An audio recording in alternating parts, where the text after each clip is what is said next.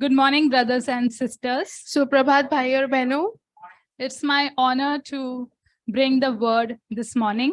मेरे लिए बहुत ही आदर की बात है वचन लाने के लिए आज सुबह। And I want to thank Franco for giving me this opportunity. और मैं फ्रैंको को धन्यवाद देना चाहूंगी मुझे मौका देने के लिए।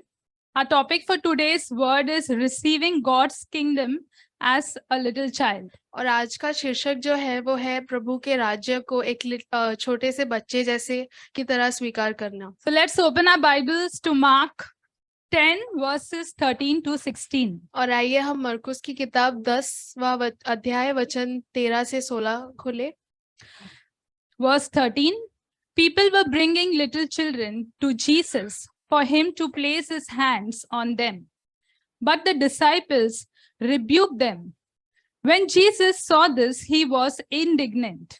He said to them, "Let the little children come to me and do not hinder them, for the kingdom of God belongs to such as these.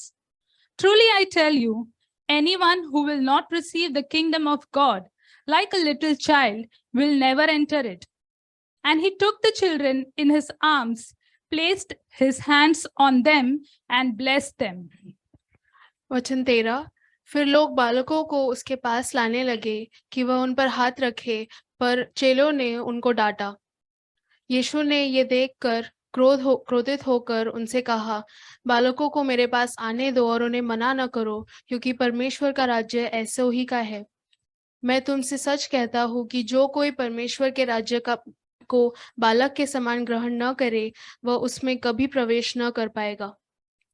और उसने उन्हें गोद में ले लिया और उन पर हाथ रखकर उन्हें आशीष दी। It was a great privilege for young Jewish children in the first century to be taken to a distinguished rabbi and for him to bless them and pray for them.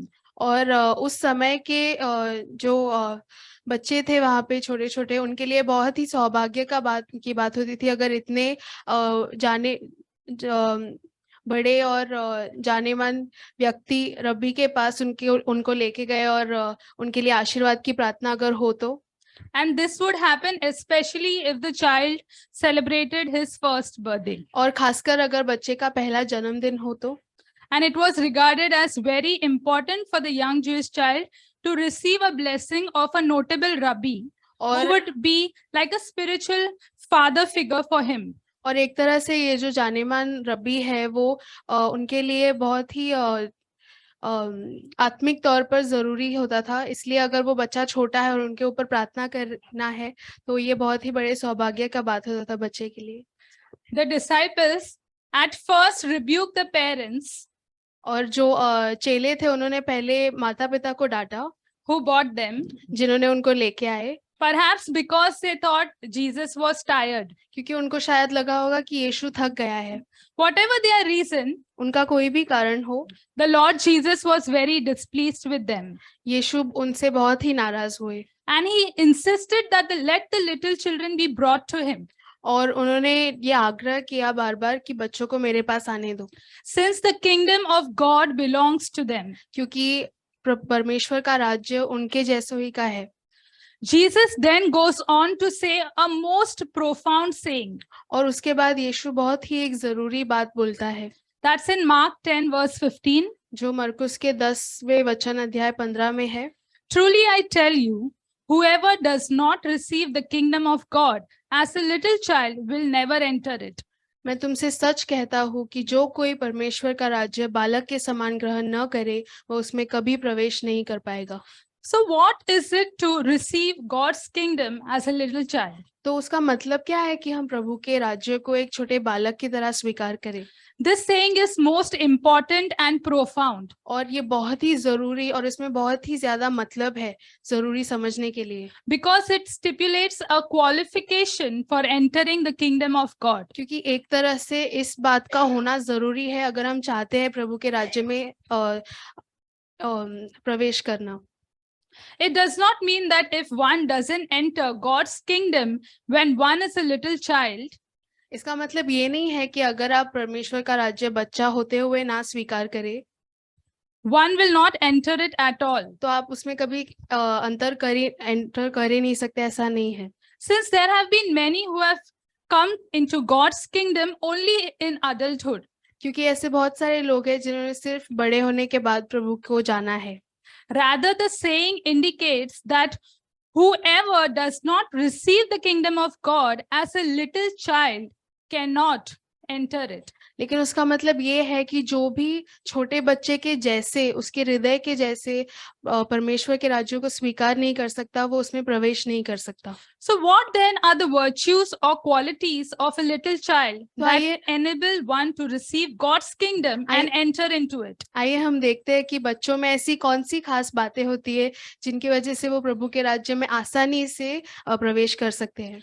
Trust, obedience, and humility are the three great virtues a little child is likely to have. और विश्वास, अधीनता और नम्रता जो है वो तीन ऐसे गुण होते हैं जो बच्चों में ज्यादातर होते हैं that are necessary to enter God's kingdom. और इन गुणों के बिना हम परमेश्वर के राज्य में प्रवेश नहीं कर सकते। A little child trusts his father and mother to look after him. और छोटा सा बच्चा जो होता है वो अपने माँ बाप पर विश्वास करता है कि वो उसको संभालेंगे, that they will take care of his needs, कि उसकी जो भी जरूरत है वो पूरी करेंगे।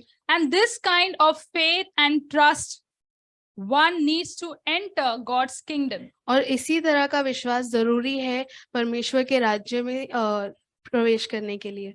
And we can enter it only by faith in the Lord Jesus Christ and by obedience in him. और हम सिर्फ अगर यीशु में विश्वास करेंगे और उसके अधीन रहने की कोशिश करेंगे तभी हम उसमें प्रवेश कर सकते हैं। In obedience to him, उससे अधीनता में रहना है, in repentance, पश्चाताप करना है, and in baptism, और बपतिस्मा लेना है। We believe the gospel, हम विश्वास करते हैं सुसमाचार में, and we respond to it. और हम उसके लिए प्रतिक्रिया भी दिखाते हैं। Just as a young child grows in relationship with his father and mother, और जैसे छोटे बच्चे अपने माता पिता के साथ रिश्ते में बढ़ते हैं, he shows trust in them and in their decisions. वो धीरे धीरे करके उनमें और उनके निर्णयों में जैसे विश्वास He दिखाते हैं, obeys their instructions. वो जो कहते हैं वैसे ही वो करते It हैं। is the same with God's kingdom. और वैसा ही है जब हम प्रभु के राज्य में We आते हैं। cannot enter it without faith and obedience. और विश्वास और अधीनता के बिना हम उसमें प्रवेश नहीं कर And we सकते। cannot grow in it without faith and obedience.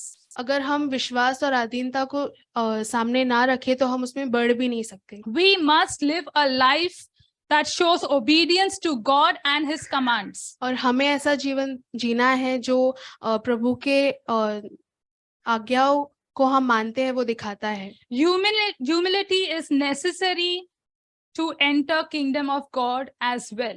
और नम्रता भी बहुत जरूरी है प्रभु के राज्य में प्रवेश करने के लिए। Not confidence in one's own wisdom, और अपने ही बुद्धि में घमंड होना नहीं, but to trust in the superior wisdom of God. लेकिन प्रभु का जो उत्तम बुद्धि है उसमें विश्वास करने में। As the book of Proverbs reminds us, जैसे नीति वचन में लिखा है, Proverbs 3 verse 5 to 8. नीति वचन 3, 5 से 8। Trust in the Lord with all your heart and lean not on your own understanding. In all your ways submit to him and he will make your path straight. Do not be wise in your own eyes. Fear the Lord and shun evil. This will bring health to your body and nourishment to your bones. तू अपनी समझ का सहारा न ले, लेकिन संपूर्ण मन से परमेश्वर में भरोसा रखना।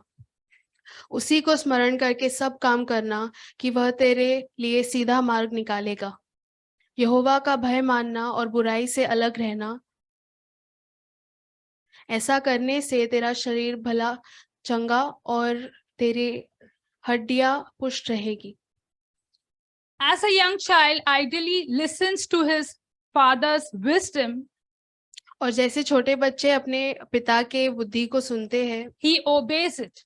और सुन के वो अधीन रहते हैं उसके। And so it must be with us who have received God's word, that is the Bible. और ऐसा ही होना चाहिए हमारे लिए कि हम प्रभु की बुद्धि जो है शास्त्र में देखते हैं। With the trust that God's word will benefit us, it will transform us. और ये विश्वास रखते हुए कि शास्त्र को पढ़ने के बाद हम ना ही बदलेंगे लेकिन उससे हमारा फायदा भी होने वाला है, So that we will prosper and we will not languish away. ताकि हम प्रफुल्लित हो और ताकि हम हमारे साथ कुछ बुरा ना हो। Here I would like to share a small testimony. और मैं यहाँ पे छोटी सी गवाही बांटना चाहूंगी। When Sunny and I received Christ as our Lord and Savior, जब सनी और मैंने यीशु मसीह को हमारे जीवन में उद्धारकर्ता की तरह स्वीकार we किया, confessed our sins to Him. हमने अपने पापों की कबूली की, God began to work in our hearts प्रभु ने हमारे हृदय में काम करना शुरू किया and in our marital relationship. और हमारी शादी में भी। We understood that God loves us हमें समझ में आया कि प्रभु हमसे प्रेम करते हैं and that He has great plans for us. और उसके लिए उसके पास हमारे लिए बहुत ही अच्छी योजना है। We allowed the Holy Spirit to help us. और हमने पवित्र आत्मा को अनुमति दी कि वो हमारे बीच में काम करे।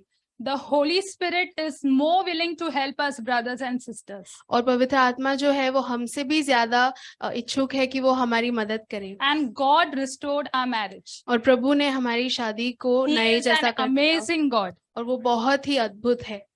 Forgiveness is also a key to enter God's kingdom. और माफी भी जरूरी है प्रवेश करने के लिए प्रभु के राज्य में।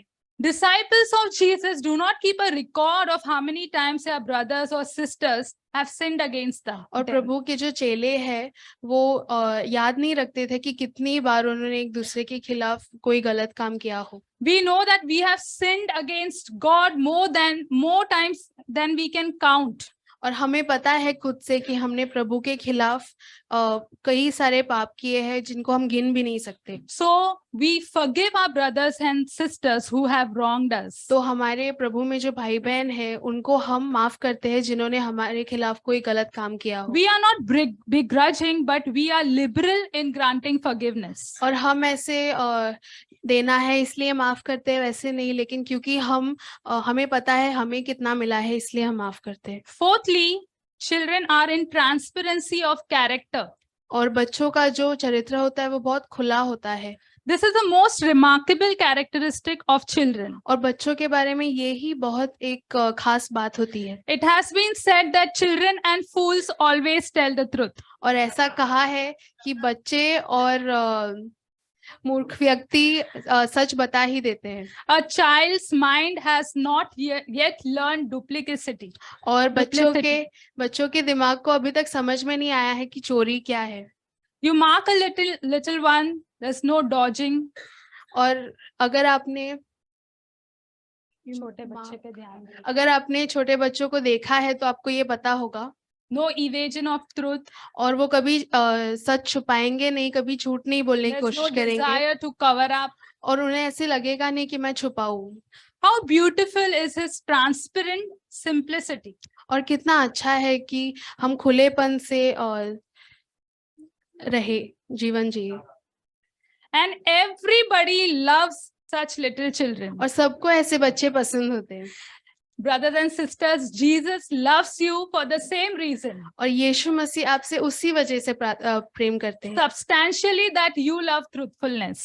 और कई ज्यादा उससे कि आप सच्चाई से प्रेम करते हो। Now we all know that a little child has a teachable spirit. और हम सभी जानते हैं कि छोटे बच्चों को हम सिखा सकते हैं।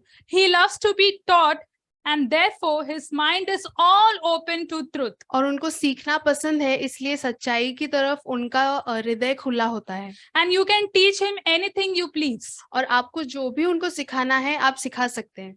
God expects his children to maintain a teachable spirit. और प्रभु ये अपेक्षा करते हैं कि उनके पास जब हम आते हैं तो हम सीखने का हृदय लेके आए। As a little child to enter the kingdom of God. जैसे छोटे बच्चों का होता है ताकि हम प्रभु के राज्य में प्रवेश कर सकें। Children are normally innocent until they are exposed and informed about deeper sins or evil. और जब तक कि बच्चों को पापों के बारे में पता ना चले बाहर से, उनको ज्यादातर कुछ पता नहीं होता है। That's why the Bible says bad company corrupts good character. इसलिए शास्त्र में लिखा है कि बुरी संगत का असर होता है। So it is most often the people you make friends with. तो इसकी वजह से जो आपके मित्र होते हैं Often expose you and encourage you to sin. उनकी वजह से आपके जीवन में पाप आता है, वो आपको पाप को दिखाते हैं, सिखाते हैं। This also confirms the word in Psalm 1, verse 1 and 2. और भजन संहिता में अध्याय 1 में वचन में 1 में लिखा है, Blessed is the one who does not walk in the step with the wicked, or stand in the way that sinners take, or sit in the company of mockers, but whose delight is in the law of the Lord, and who meditates on the Lord day and night. वचन में लिखा है, क्या ही धन्य है वो पुरुष जो दुष्टों की युक्ति पर नहीं चलता और न पापियों के मार्ग से में खड़ा होता है और न ठट्ठा करने वालों की मंडली में बैठता है, परंतु वह तो यहोवा की व्यवस्था से प्रसन्न है और उसकी व्यवस्था पर रात दिन ध्यान करता रहता है। And lastly, a child is quick to share about the goodness of his father, and he doesn't keep it to himself. और अंत में बच्चे जो होते हैं वो अपने पिता के बारे में जो अच्छी बातें होती है वो बताने को उनको पसंद आता है और वो छुपाते नहीं हैं। To become a child of God is also in terms of extending God's kingdom. और प्रभु का बच्चा या प्रभु के राज्य में बच्चा बनना, उसका मतलब ये भी है कि हम प्रभु के राज्य को बढ़ाने में उसका इस्तेमाल करें, Is to obey his command to share the gospel, कि हम उसकी आज्ञा माने, कि हम सुसमाचार का प्रचार करें। Brothers and sisters, so we need to examine our own lives तो हमें अपने जीवन को जांचने की जरूरत है and seek God to relearn how to live like a child. ताकि हम अपने मन से प्रभु की खोज करें और देखें कि हमें अपना जीवन कैसे जीना चाहिए। We need to purify our hearts and be humble. हमें अपने हृदय को शुद्ध करके नम्र रहने की जरूरत है। Learn how to love and have faith in God the Father. और हमें प्रेम करने को सीखने की जरूरत है और प्रभु में कैसे विश्वास करना है वो भी सीखने की जरूरत है। To supply all our needs and to protect us from the enemy. ताकि हम विश्वास करें कि प्रभु हमें हमारी हर जरूरत को पूरा कर सकता है और बुराई से हमें बचा सकता है। We need to trust in the Lord to deliver us from all evil. और हमें विश्वास करने की जरूरत है कि हर बुराई से प्रभु हमें बचाने की क्षमता रखते हैं। And not rely on our own strength. ताकि हम अपनी ताकत पर जरूरी से निर्बल अपने ताकत पर हम ध्यान ना दें। There is so much to do as individuals. और बहुत सारे काम हम कर सकते हैं। And a lot of what we know as adults that we need to change. और हमें जो बड़े होने के नाते पता है चीजें, वो हमें बहुत सारी चीजों को बदलने की जरूरत है। But it is the work of the Lord through the Holy Spirit. लेकिन सिर्फ परमेश्वर के द्वारा, जो पवित्र आत्मा के द्वारा हमारे अंदर काम होता है, to do the work of transformation in our lives so that we can become children of God. और प्रभु के बच्चे बनने के लिए जो परिवर्तन हमारे हृदय में होना चाहिए वो सिर्फ पवित्र आत्मा के द्वारा हो सकता है। And this is the power that he gave us. और ये सामर्थ हमें प्रभु ने दिया है। And he says in John 1 verse 12 to 13. और यूहन्ना 1 वचन 12 से 13 में कहता है, But to all who received him, who believed in his name, he gave power to become children of God, who were born not of blood, nor of the will of flesh, nor of the will of man, but of God. परंतु जितनों ने भी उसे ग्रहण किया, उसने उन्हें परमेश्वर की संतान होने का अधिकार दिया, अर्थात उन्हें जो उसके नाम पर विश्वास रखते हैं। वे न तो लहू से, न शरीर की इच्छा से, न मनुष्य की इच्छा से, परंतु परमेश्वर से उत्पन्न हुए हैं। We all need to become children again, children of God. और हम सभी को वापस बच्चों जैसे बनना है ताकि हम प्रभु के बच्चे बन सके। Amen. Amen.